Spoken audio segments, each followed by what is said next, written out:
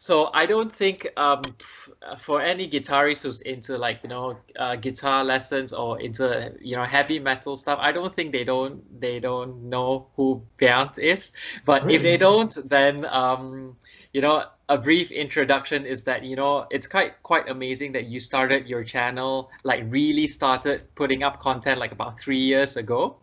And from that point, you had like 98,000 subscribers on YouTube and over 4 million views. Like I think it's about 4 million views, almost there. And you've got like 170,000 followers on Instagram, which is a phenomenal thing. So before we get into how you got to that point, the very first question I wanted to ask was, what made you want to start this journey, to have this online presence as a content creator? It's a really good question, actually, because I guess there are two answers. One answer is, I think a lot of guys give this answer, it's something that just happened. Of course, you have to put in the work, you have to work.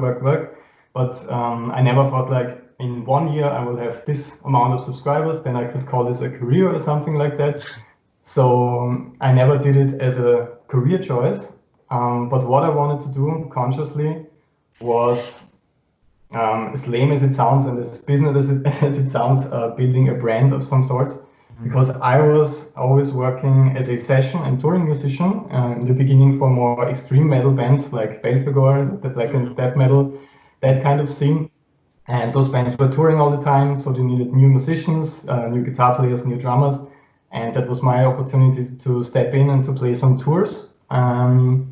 And I also play for a really cool Austrian band. They're called Silent Fair. Nobody knows about them outside of Austria and maybe Germany. But it's there's this comedy band, right? Yeah. It's not all about comedy, but if you look at the music videos, I guess most of them are really funny. Yeah. And it's only funny to people who actually understand the lyrics. So it's a lot about the lyrics. But over there, I'm also just in the studio when it comes to the guitar solos and overdubs and all that stuff, and on stage as a live musician.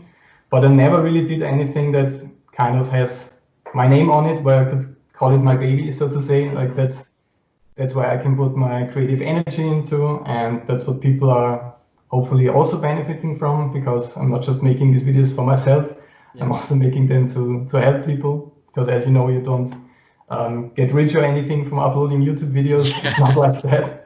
If you don't have millions and millions of subscribers. So for me, it's the best kind of way to do these YouTube and Instagram videos, to kind of do something for myself, to build something, to kind of build a name of some sorts, not just always being the guy like behind the front man and the guy that nobody knows about, kind of doing something that I can be proud of, that hopefully also helps people in a way.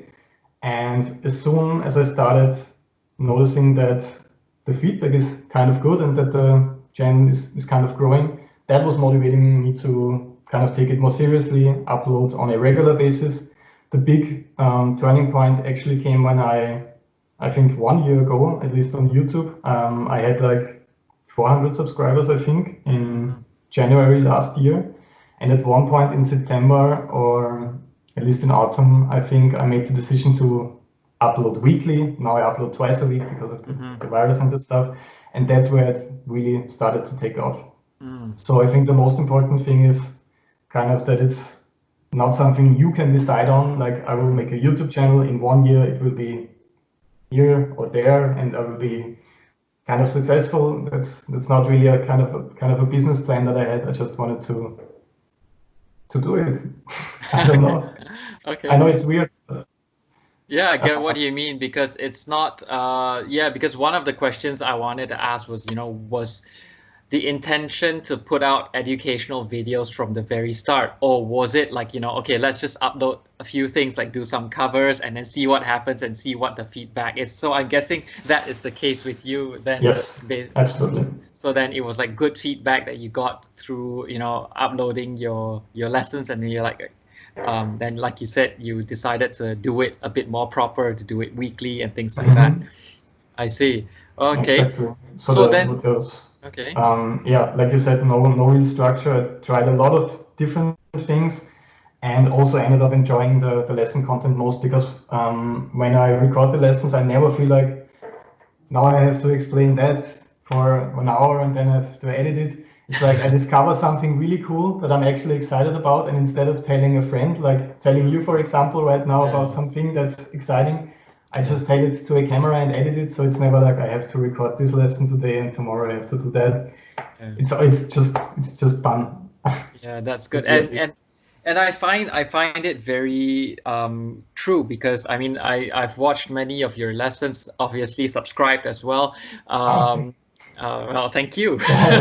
Because like the ways, I mean the way you teach, I think the methods you discover are pretty unconventional methods. Things like, you know, identifying, you know, the notes, you know, how you have that triangular map, and then and you make it so interesting in a sense that, you know, it's also melodious. You know, when you start out, it's not just like, okay, you go, you're I can't remember what's exactly the title of that lesson, but it was discovering, you know, the root, and then where the next root is, and then, you know, the root on the high E. So, and then even just that, you started off with a very so-called melodious part, rather than just playing those notes alone with no backing track or whatever, which I think is very interesting. So then it makes it very interesting for someone to actually continue to watch the entire thing, and then because obviously you catch one's attention from the very beginning, which I think is very, very important.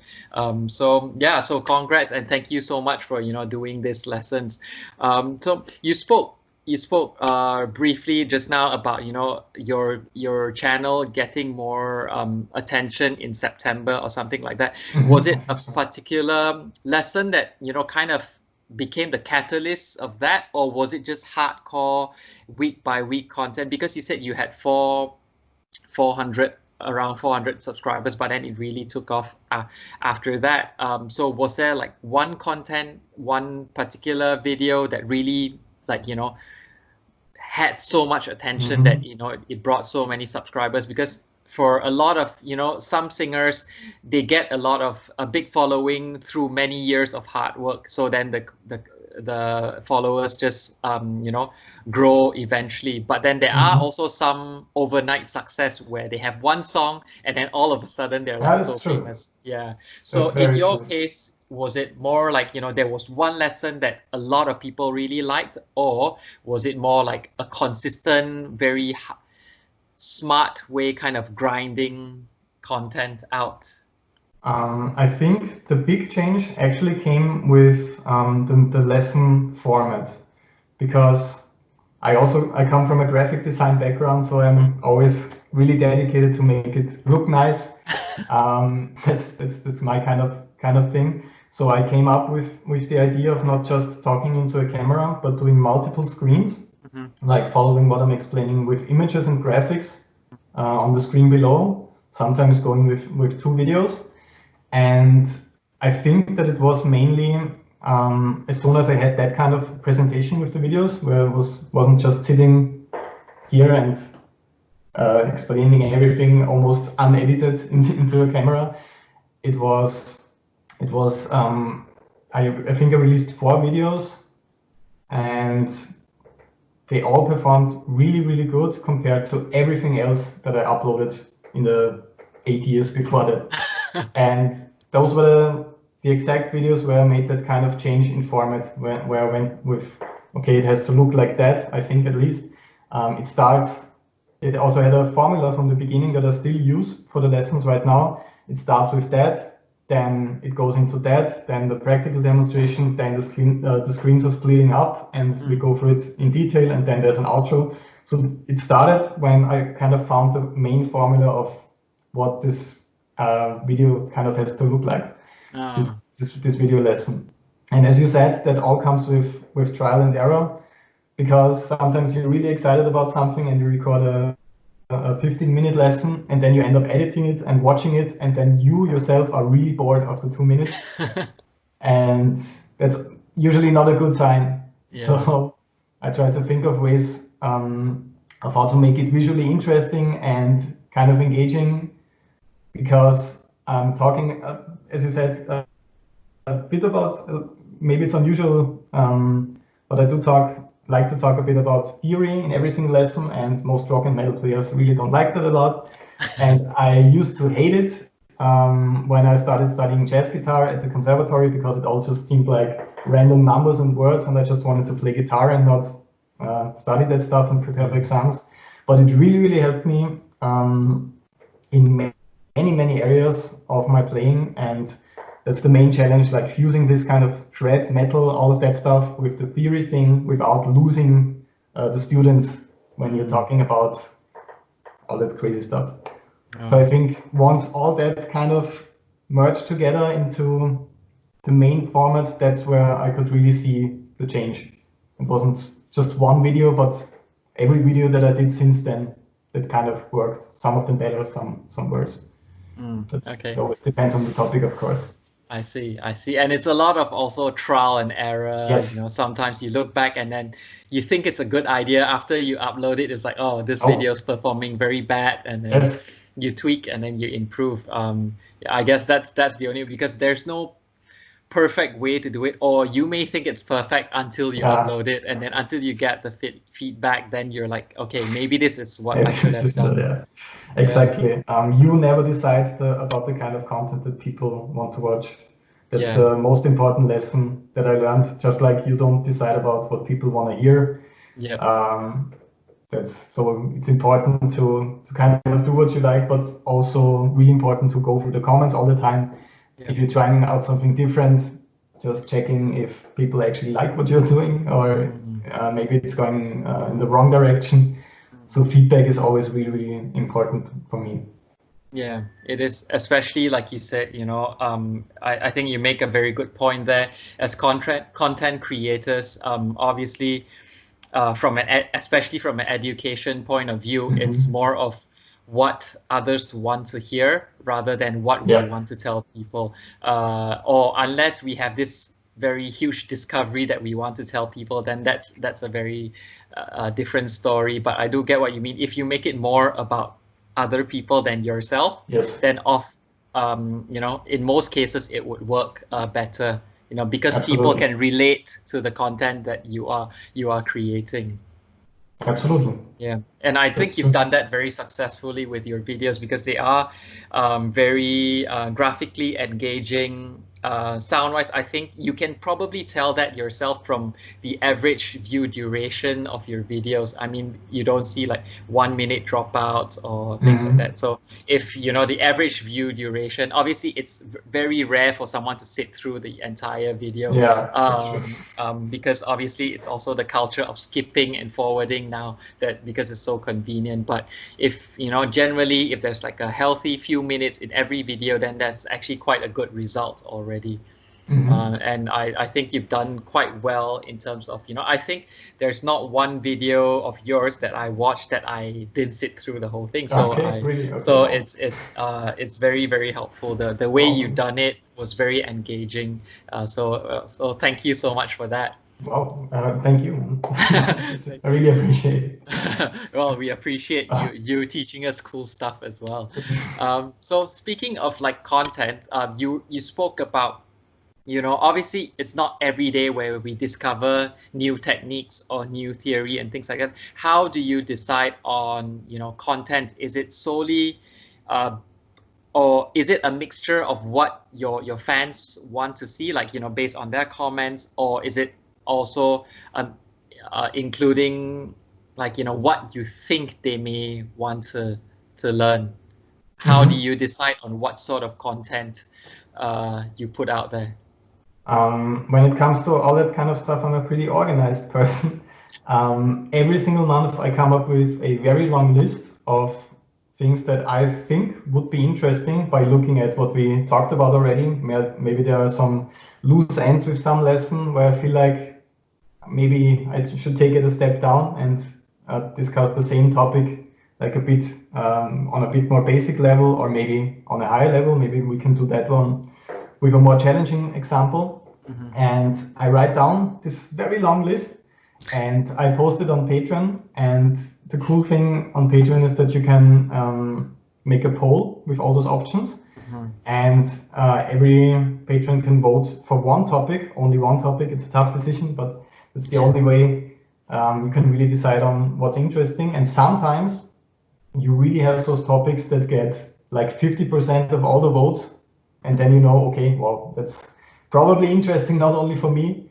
And sometimes you have those topics that are performing really good that you just put on the list like I need one more topic, but maybe like recently it was best atmospherical chords.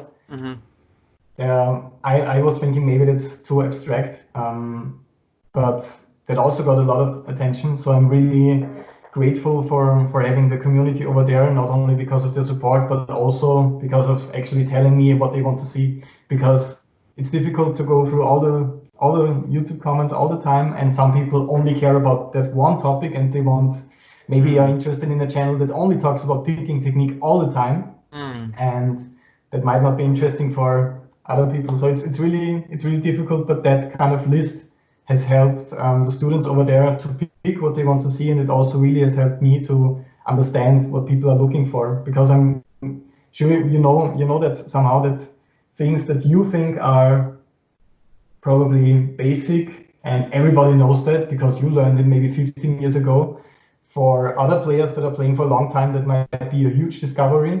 Just like it is with me when I also constantly watch lesson content and buy stuff to learn some new things at the moment from different fusion players, because I really open up more and more to new kind of music and new kind of playing styles. And sometimes you like one of my favorite players right now is Tom Quayle. I don't know if you know him. So legato technique is crazy. That guy is crazy. Yeah. And until a couple of years ago, legato for me just was one of those topics like, it's hammer-ons and pull-offs. I know about that. And then I watched him play and I realized, okay, I don't know anything about that. It's not just that simple thing and then you're done. You can really turn this into something amazing. And that was one of those discoveries for me where I realized I have to work much more on that. There are so many possibilities where you can take this creatively. And sometimes it's the same with me when I talk about one topic that's very familiar for me. You kind of have the impression like I don't have to feature that, I don't have to talk about that, everybody knows about that. And sometimes that's really not true, and that might be a revelation for other players. So I think that's a really, really important topic, and you should ask that pretty much anybody you talk to that's making videos. I think viewers don't really think about that because they click on the video that they care about and watch it. But a huge part of it is actually thinking about what people want to see, although you don't decide what people want to see, but you have to come up with something anyways. And the balance of not creating videos that you don't enjoy making because they never end up being successful. I tried it tons of times where I see, okay, that thing is working for a certain YouTuber, I'll try that as well. And you go through the process and you don't really like it. Those videos never turn out good, in my experience. Okay. Well, again, it's like one of those things where you don't try, you don't know, and then But then once you tried it, once you've tested it, if it doesn't perform as well, then you know that it's probably not the right thing to do already. Absolutely. You know, that's cool to know. So then since we were on, content itself. So obviously you spend a lot of time teaching techniques, because obviously when you put out lessons to us people watching